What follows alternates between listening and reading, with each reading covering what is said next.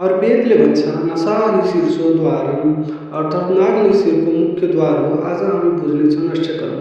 नमस्ते, म डाक्टर अमर शाह। आज नस्यकर्म भन्नाले के भन्ने कुरा सानो जानकारी दिन चाहन्छु। नस्यकर्म भनेको पञ्चकर्म अन्तर्गत एक महत्त्वपूर्ण उपचार हो जहाँ नाक मार्फत औषधीय तेल गृहीत्वा क्वाथ प्रविष्ट गराइन्छ।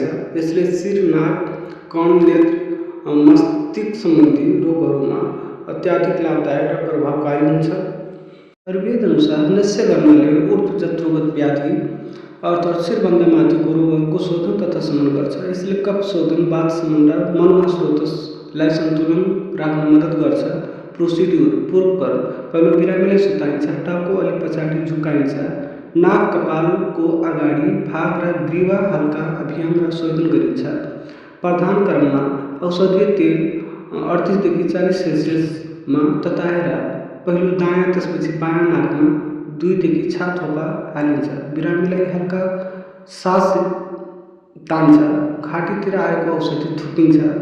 त्यसपछि नस्यपछि गुनगुना पानीले कुल्ला गरिन्छ, नाक सफा गरिन्छ र बिरामीलाई केही समय विश्राम दिन्छ।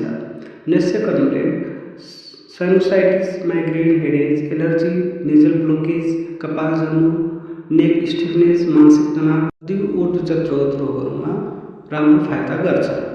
नस्यमा प्रयोग हुने प्रमुख औषधिहरूमा आमो तेल, षड्बिन्दु तेल, ब्राह्मीकृतहरू प्रयोग गरिन्छ।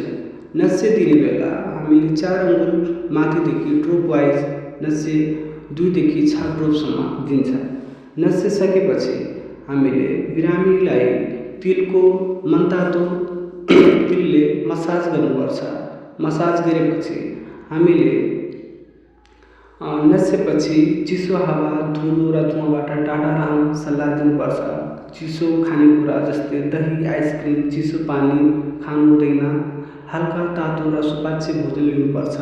नस्यकर्म केवल नाकको उपचार होइन, यो सम्पूर्ण शिरा, नसा, मस्तिष्क सन्तुलन आयुर्वेदिक उपाय हो। नियमित नस्यले दीर्घकालीन स्वास्थ्यको लाभ दिन्छ र यो नस्य गर्नाले शिरा रोगको एकदम श्रेष्ठ उपचार मानिन्छ।